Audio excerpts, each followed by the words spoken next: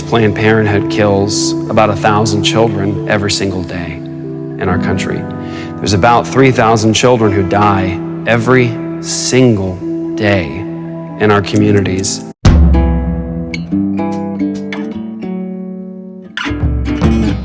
We need to stop being middle-class American sissies, and we need to be willing to fight faithfully with the gospel.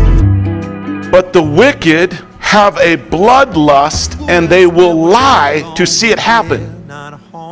These people don't care about women's right to choose. They don't care about standing up for women's rights. They don't care about fighting for your right to health care. They don't care about your body, your choice. They want blood. They want blood. Love does, love does. We were prisoners who got away, but we cannot keep this freedom for ourselves. Running back now into danger, making free men out of every slave. We're back at it. What up? Happy 2023 New Year. Hope you all had a great holiday season. I'm Evan. I'm one of the hosts. And I'm Dan. I'm the other host. We're the Better Off Dead podcast. Also known as the Bod Pod. That's our favorite name, the Bod Pod. All right, so we got a podcast here. If you are tuning in for the first time, our main goal is to unashamedly discuss the truth about issues that are really heated but also matter. We want to discuss them from a truthful perspective and have an engaging and honest conversation. And specifically, this podcast is aimed in the topic of justice for little people and human rights, all the buzzwords, right? But we're going to discuss those from the worldview that we hold, which is we are unashamed fundamentalist Christians who believe that the Bible is God's inerrant word presented to us that we may know him and know what we're here for and how to engage with this world. Mm-hmm. All right. That's perfect. Yeah, Better Off Dead podcast. We're jumping into a new episode, but we've got more content coming this year, more interviews from beloved people that we know, people who are activists or people who are everyday laymen or pastors or people that we know. And if you want to be interviewed, whether you agree with our perspective or not, we would love to have a great conversation. And so there's more content coming, but for now, we've got something fun for today's episode. That's right. So for today, what we were going to talk about is 10 common objections that the pro-aborts will bring to us when we're out at the mill or something like that. But first, what I wanted to talk about, my wife gave me this little email that she got. It's from something called The Worldview in 5 Minutes. And it talked about as abortion is the global leading cause of death in the world. It's crazy. So not monkeypox? Not monkeypox, not the jab, not COVID, but abortion. It's from the Worldometer. Their statistics reported that over 44 million babies were aborted in 2022. So, like year. Since the beginning of the world up until 2022? No, just in 2022, 44 million babies. Whoa. In 1 year were killed. So it's the leading cause of death. It accounted for 40% of all deaths in the world. Whoa. As opposed to 16 million people died from disease, 9.6 died from cancer, 6 million from smoking, and 2 million from HIV or AIDS. And in the United States alone, we have 1,500 to 2,500 abortions per day, babies that are being killed every day. So Psalm 106, 37, 38, I think speaks to that. It says, they sacrificed their sons and their daughters to the demons. They poured out innocent blood, the blood of their sons and daughters, whom they sacrificed to the idols of Canaan, and the land was polluted with blood. So that's an uplifting psalm for you to start the day. But that's why, to us, this is such an important thing. I mean, 44 million children in 1 year have been murdered, and it's hardly talked about. We talk more about the disease and cancer and all these other things, which are bad. Politicians, flubs, and celebrities, and all kinds of stuff. But imagine if wherever you are, we live in a city that's pretty big, but imagine if just a handful of children were killed in a local public school from some kind of crazy evil person. If someone did that, it would be on the news all day long, just a handful of kiddos. And so imagine, 44 million is unfathomable. And I do appreciate, and I'll say this, I do appreciate one of the things that the Catholic Church does in their pro-life activism is they give a visual representation of the amount of people being killed. And it's probably far under the actual stats. But there's a Catholic church I drive by in my neighborhood, and they often have little, like those little construction flags that's like a wire that sticks in the grass, and then a little vinyl fluorescent flag. And then they have a day, and it's usually once a year, they put thousands of those flags in the lawn next to the road at the church. So when you drive by, you go, why are there 10,000 little flags in their grass? And it's because each one of those represents a precious human life that was snuffed out before it had the chance to come to term and be born and or grow up to reach its full potential. And so I appreciate that that's just a visual display that is chosen to be done to create conversation around the issue and pull at our heartstrings. I think that that's one thing that our side of the discussion could do better at is pull at the heartstrings, because the other side we know for sure is often always playing the victim and having the bleeding heart narrative of, oh, how could you be so heartless, you pro-lifers who don't want to kill any babies? All right, so now we're going to get into the objections. So these are just 10. We might not get through all of them, but we'll get through some of the main ones. One of the biggest ones that we hear a lot is, well, what about the cases of rape? What about rape? Okay, we might agree with you that it's murder, but what about in the case of rape? You have these two sides, right? You have the side that says abortion is a right, abortion is a fundamental thing everybody should have access to. There should be no type of restrictions or penalties surrounding this act that is chosen or paid for or committed. So one side is saying this is super important, and so we're going to argue against somebody who wants to restrict it or stop it or outlaw it or criminalize it. And the other side is saying there's some form of injustice that's happening. There's some form of violence that's actually being committed against actual people, not words as violence that might offend or scare somebody, or trigger them, but actual, harm, bodily harm. And we know it results in murder and death and torture. But so you have one side arguing and the other side arguing. So their argument again is what? What about rape? The girl is raped. She doesn't want to carry her rapist's baby. So is it okay to murder the baby at that point? Is there... They're arguing, I should have this out every time. They're saying we trumped your argument. Your argument is have the babies, don't kill them at any time. And they're saying it's more traumatic to endure a violation, a rape, and then they should have the lawful protection that they might choose to kill a baby, dismember a baby, poison a baby, starve a baby, all those different methodologies we know about that are practical ways of getting rid of getting rid of a human inside of a mother.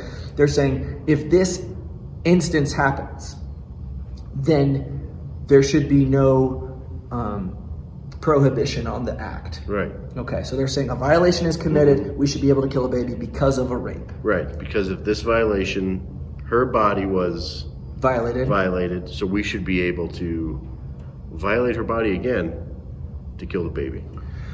All right, so I want to think about this, and here's something that Dan and I did not do. We didn't script the responses here. Dan has a resource in front of him that's going to break down these 10 major objections to our position of life being precious from conception till natural death. We don't believe murdering anybody intentionally is a moral or righteous or godly or good societal decision at all, but I have not prepared any answers. And what I'd like to do is, because I understand some people listening are not obsessed with the topic the way Dan and I might be, I want to just off the cuff try to answer it. Because if you're standing on the sidewalk and you're trying to offer help at an abortion clinic, you may have somebody come up and throw this argument in your face, or even, we've seen, especially through Apologia's YouTubes, even professing Christians will come up. The pro-life movement will send people who will say, but if she was raped, we will allow the abortion for this young lady. And so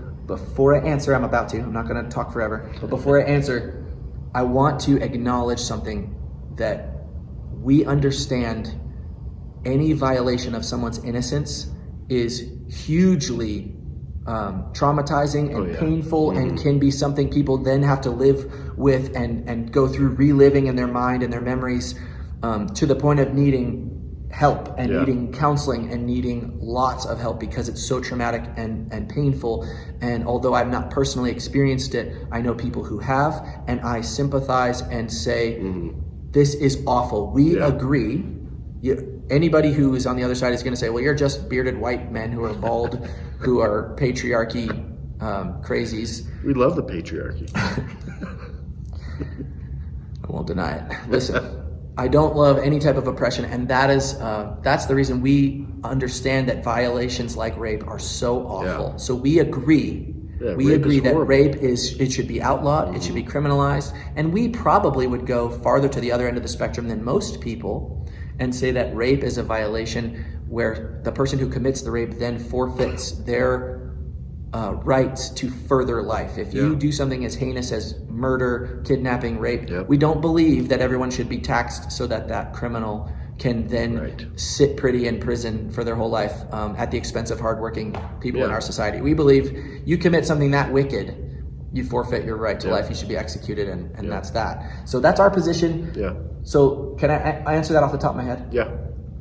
Girl was raped. She should now have the ability to have an abortion so she doesn't have to endure further trauma. My gut level reaction is, I have now heard interviews with women who say, I was raped and that was awful, but the baby was such a big blessing in my life that I can't imagine life without this blessing. This turned something awful into something beautiful down the line.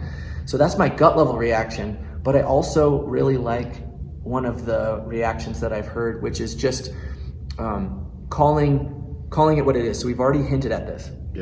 Rape is a violation, which is why we know it's wrong. It's somebody's autonomy being violated. A girl who should have the freedom of choice of how does her body interact with other humans was forcibly interacted with physically in a way she didn't want.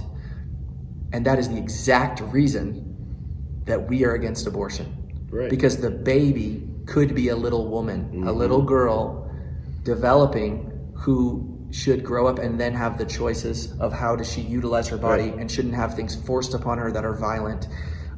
So my gut level reaction there is, rape is a violation, so it's wrong. Abortion is a violation of someone else, so it's wrong. And unfortunately, we know that the pro-death side says, you heartless person, how could you force someone to carry a baby and then deliver it, especially the rapist baby? Well, the reality is, two wrongs don't make a right.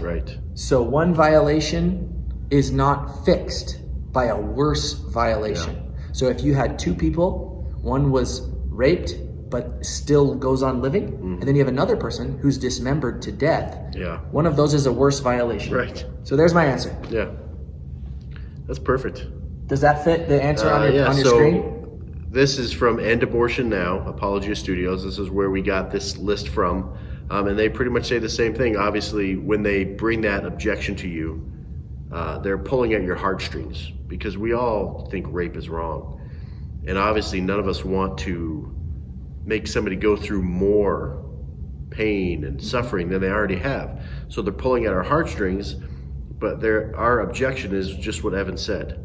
So you're objecting to rape because it's violating somebody's body. Well, you're violating the baby's body in abortion. So you're not applying your same standard here to over here. You're inconsistent.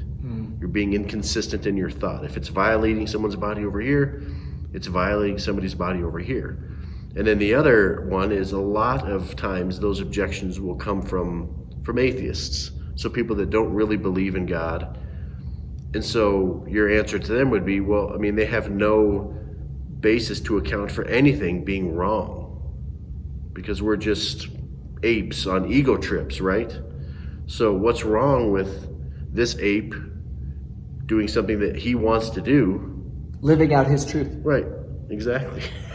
They have no basis, so they have to borrow from a Christian worldview that says rape is wrong to say, well, what about rape? Well, they're saying rape is wrong, and they're borrowing from our worldview, because if they're atheists, they don't really believe that there's a right or wrong. We're just gas bubbles bumping into other gas bubbles. Yeah. So there's no objective standard there. Yeah, you think about those arguments from a position of neutrality. You say, that's wrong for somebody to force a young girl to legally be required not to kill her baby. Mm-hmm. They call us, mean and hateful and heartless and cruel, and we're creating more victims by telling them don't destroy the blessing you've been given out of a tragedy. Yeah. That's really interesting to think through the moral implications of that argument, which is just without any type of moral lawgiver, everything is subjective. Each person creates their own truth. So if tomorrow my truth is that I think it's completely morally great to somehow hack into people's bank accounts and steal their life savings, but it's my truth, just like somebody might identify as a different gender, or somebody might identify as wanting to kill their baby, or there are ways that we understand morality from the Ten Commandments, from God's moral law, and from our conscience. That's defined very clearly, and if you understand God's law, it's part of your conscience. It's built in. It's so obvious to us. But when you take a position that says I'm agnostic or I'm atheist and there's no basis for right and wrong, then to walk up to Christians and say it's wrong what you're doing is kind of it's really inconsistent. To say I hold no standards, I don't know of any type of higher standard of measurement for right and wrong, but what you're doing is really wrong. So let me kill somebody. Right. It's so inconsistent and it doesn't make sense. And what we want to do is we want to be consistent. If I say I believe one thing, I want what I choose to do and what I choose to enact into law to line up with that. And apart from the God of the Bible, apart from a higher standard that is consistent, everything is chaos. If you take God out of the equation, then it's just the mob rule. The emotions get all riled up, and you have riots and you have craziness with no leadership, and then no actual definable standards for what is right and what is wrong. So questions you can ask is like, well, how much of something should we choose to punish? Like, okay, if I lie to myself, no one knows that. If I lie to Dan, it doesn't really affect either of us super negatively, still lying. But if I lie to Dan's kids and tell them, this ice cream truck over here is a safe place to go inside without your parents, like there could be really crazy ramifications to lying that could turn into super crazy stuff, which we've seen the last 3 years in this world. Lies, right? So you just have to ask questions like, to what degree do we measure anything right and wrong without God? And Christians can rest easy because the God of all creation is the moral lawgiver. He's clearly given the standard. It's not up for debate. And that way, we don't have to leave it up to everybody's subjective feelings. It's already laid out for us. And then their last objection to what about rape is, we don't, for any other crime, the children of that criminal don't get the death penalty, right? If I go and rob a bank, or if I go kill somebody, well, my children aren't being killed for that. Well, in the case of rape, the criminal is going to prison. He doesn't die. He gets to keep his life, but his child is being murdered for his crime. That doesn't happen in there's no other legal instance where that happens except abortion. So we have a criminal. He committed a crime, which he should be punished with the death penalty for, but he isn't, but his child is. Yeah. And I would simplify it to there's 3 parties involved, and the pro-death side never mentions the third party. You have the father, the mother takes those 2 to create a human being with the seed and the egg, right? But then you have the new life created. Yeah. And we know that 1 minute before a baby's born, it's not just a blob inside the woman. All those parts are in there because you can see them with an ultrasound. They perform surgeries where they do a C-section, open up the womb, operate on the baby, put the baby back inside. So we know that inside of a womb is not just a blob. It's actual humankind with all the parts we're consistently seeing that humans have. So it's those 3 parties. But then if you actually look at it from a biblical worldview, when you commit an abortion, you're also robbing grandparents of knowing their grandchildren. You're robbing future generations because they don't get to have life if their parents don't get to exist first. So there's a lot of parties involved, and the other side really tries to boil it down to the rapist is a scumbag, the mother is the victim, and so if she chooses to abort her baby, it's okay because she's a victim. And then nobody else is brought into the conversation. And they don't treat the baby as a valuable human who needs the protection, just like the mother should. The mother should have been protected from the abortion if possible. There should be justice for the mother because of the injustice. And then the baby should also be protected, or there should be some form of justice retroactively, if the baby has a violation. And so that's just one of the inconsistencies, is that you don't acknowledge all the people in the room. You just, how rude is it to like be around people and just completely like ignore them? And that's what happens in this conversation, is when they bring up the rape argument, it's as if the trauma committed on a young person, the rape, is the supreme violation of all of the universe, and nothing would cause there to be any excuse for whatever that person now demands. If it wasn't, I'm going to kill my own baby because I was raped. Let's just flip it. What if it was like, I was raped, and so now some random child has to be killed to make me feel better? That wouldn't make any sense.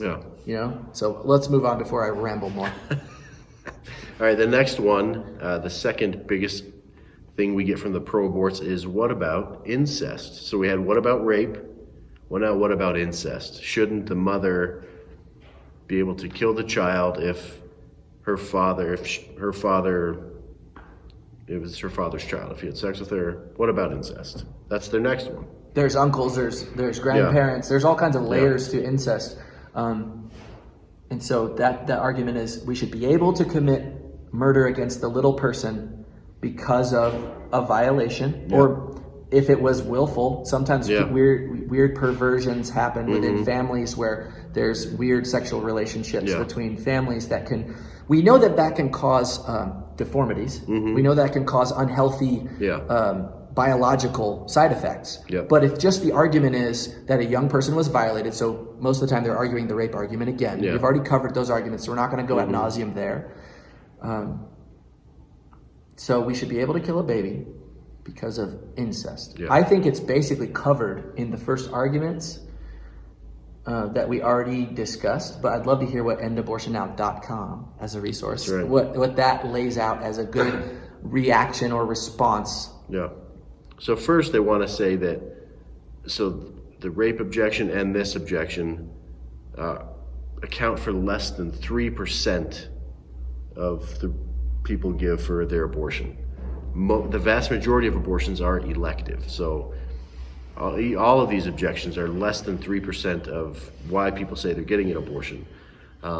So their answer to the incest is, well, it's assumed that because the child was conceived through criminal means, he or she possesses less value or is dispensable if the mother does not want the child. That's so good. I want you to read it again.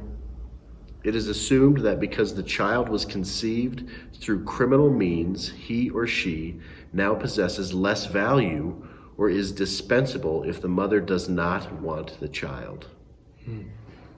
But we look at it as, no matter how they are conceived, they have the same worth. They are a child created in the image of God, whether they're conceived by incest, rape, natural means.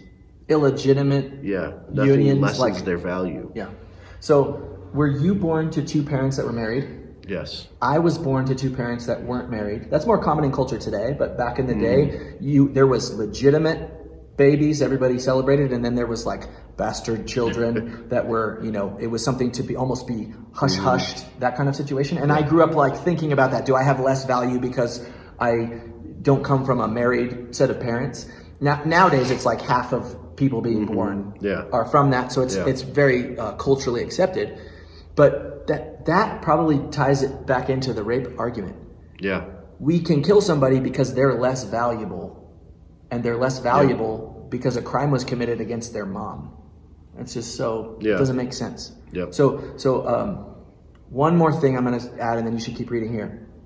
I've heard a good argument that now just came to mind. So remember this, if you're having a discussion and somebody brings up rape and incest, there's people today whose mother was raped, whether that was an incestuous rape or not, and then they were carried to term and they're alive today. You can just like Google search and YouTube this. These people are not, it's not like folklore. Yeah. There are people who are breathing and working jobs, and they have families, and they are results and products. They are the consequences of rapes and incests. And those people could stand right in front of you today. Yeah. And so an amazing reaction that's pretty simple is, should they be dead? If they have no value because the rape was such a violation, is it okay to kill people that we find on the street if we meet them and they say, oh, well, here's my backstory? No, it's not. It's not okay to murder anybody. And that's why we're doing this, right? But especially if those people didn't choose any of those sinful things. They're just the product. I showed up, and it wasn't my choice whether or not my dad was involved, or whether or not my dad married my mom, or any of that. Like, I arrived, no choice of my own. And so that's nothing to do with me. That's everything to do with the other people. Yeah. And so it's really is a question that I think cuts to the core of the argument. Where is the value in humanity? Yeah. If somebody is a product of rape or incest, we still believe as Christians that they matter. Yeah. The Black Lives Matter movement. Well, we go farther. Yeah. Every life, and we know abortion targets Black communities stronger than others. Yeah. So we are advocating as anti-abortionists, we're advocating for more Black lives in the planet. Yeah. We want there to be lots of beautiful Black families and babies. We think that's wonderful. We're not anti. But that idea of where does value come from? It doesn't disappear because your parent committed a crime. Yeah, right. You're no less value than anybody else. All right, the next one. What about the life of the mother? So the mother's at risk if we let her carry the baby, so we should kill the baby. The mother could die, so let's kill the baby so the mother lives. Okay. Gut level reaction there is, are all humans valuable or just the bigger ones? Like the ones who have had more time to develop, are those more valuable? Like is a bigger basketball player more valuable than a little jockey who rides horses? Yeah. Like is size the determining factor? Is the mom more valuable and we should kill the baby to save the mom? Yeah. Or could it be the exact opposite? This is just a question to think about. The mom has already had the chance to live, has already had the chance to experience the beauty of life. At some point, she's probably been loved in a good way, not just only violated. There's experience that she has had that the baby has not yet had. And so my argument would be, if you show me two people and you say, which one should we kill? I don't think either, right? Yeah. But in this hypothetical argument, you have to kill one of them, right? Yeah. I don't want to kill anybody. But if you face that choice, an adult woman or even a teen person versus a helpless fetus baby that needs love and care and protection to even survive for a couple years, right? I would say the more innocent one has had less opportunity to experience love and protection, and the older one has made choices that are sinful or has lived in the world enough to experience something. And so I would vote, give the little one a shot. Yeah. So I'm not saying that's the best solution. I'm just saying, I'm trying to argue this out in my head. What about the life of the mother is our objection. Yes. So, and they will come at you with, so you just want the women to die. We'll be there. If you're out at the mill, they'll say, oh, so you just want the mothers to die. First of all, that's extremely, extremely rare that a baby will put the mother's life at risk, and that if she has the baby, she will die. That's very, very, very rare. So they're assuming that the mother is worth protection because she is more valuable than the baby. But we have to remember where human rights are based. They're based on the personhood as defined by God, not defined by, like Evan was talking about, characteristics of size, development, dependence, location. Yeah. So it's personhood is defined by God. So the mother and the baby have equal value, and they both deserve protection. And a mother that's life is in danger, she's not going to Planned Parenthood. She's going to a hospital, where at the hospital the doctors are trying to save 2 lives, her life and the baby's life. She's not going to Planned Parenthood, where they're just killing the baby. And we are not advocating that a woman who has a life-threatening ectopic pregnancy or something like that we're not arguing that you just leave the mother to die and you save the baby and forget about the mom. Our position at every turn in this discussion or this debate is protect life. Love life. Love the mom. Love the baby. Love them both. Let's say it together, Dan. We love them both. Protect all life. We're not saying protect just the baby, kill the mothers. Protect everybody. Protect all life. But we're saying, what we're trying to point out is these objections are, we're saying protect all life, but they're trying to come at you as you're trying to say only protect the baby's life, kill the mother, let the mother suffer. No, we're saying protect all life, and there's ways that you can protect all life.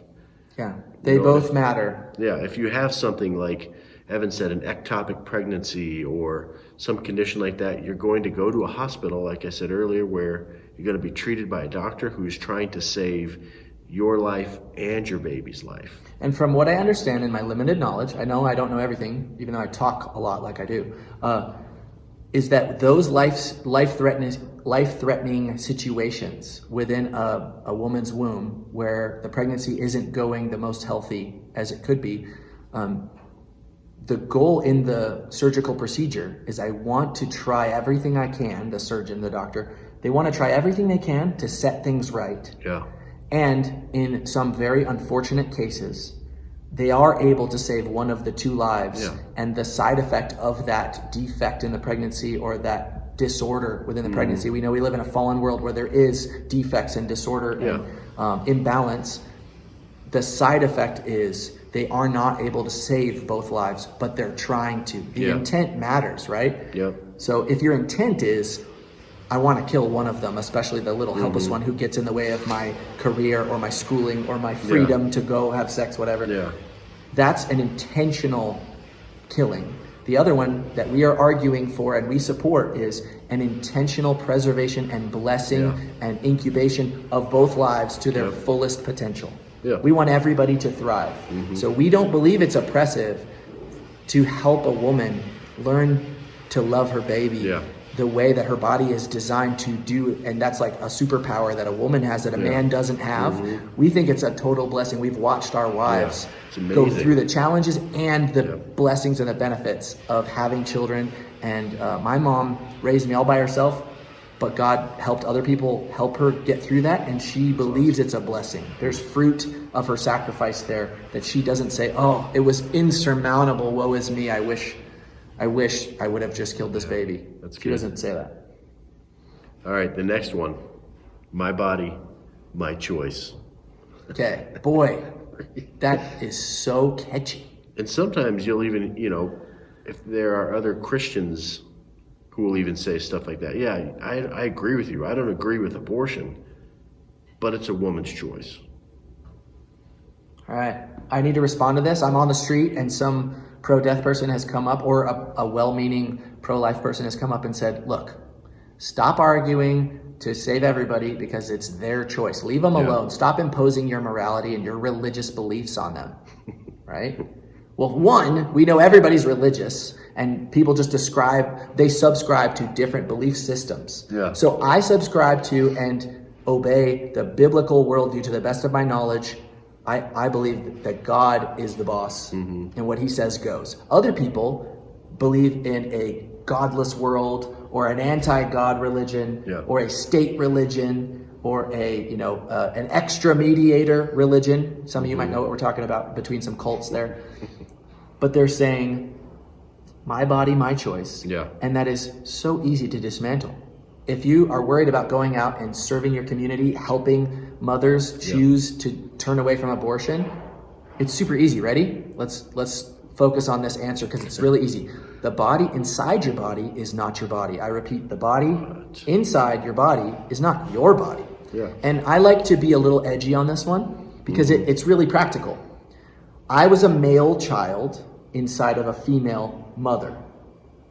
And what we know about human biology is there's only two genders. All the other ones are imaginations. Yes, They're made up. Made up. They're pretend. Not real.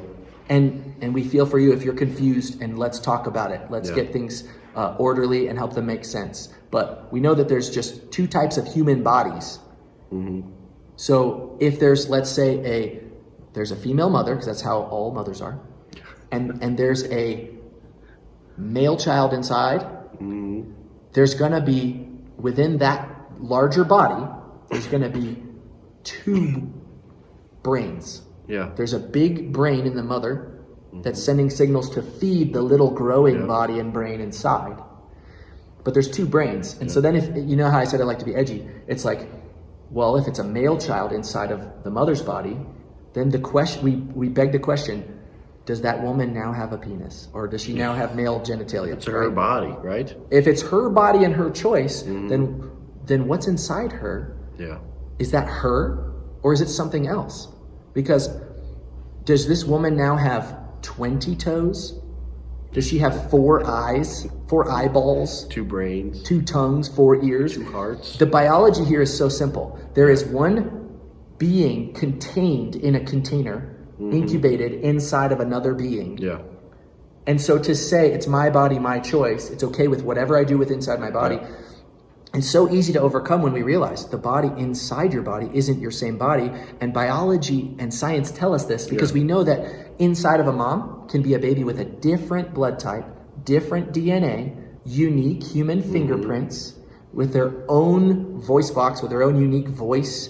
The baby inside the mother can have different eye color, different hair. It's not like a section of the mom that pops out and magically morphs into this brand new being. Yeah.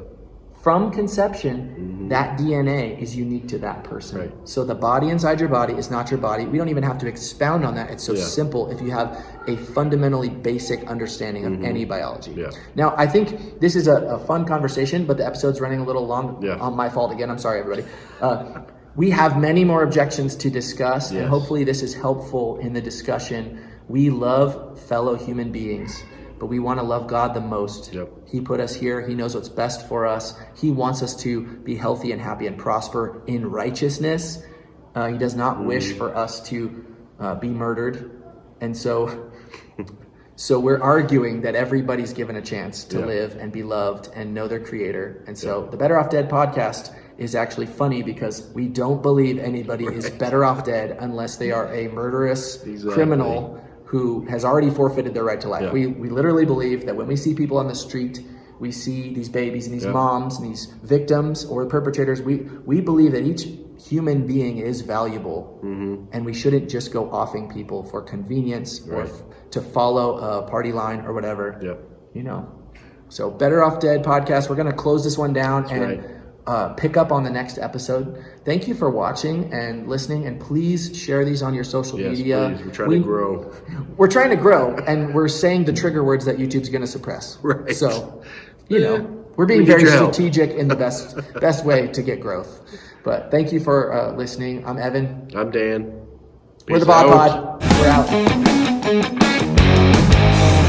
We've got a lot to learn. Why do we all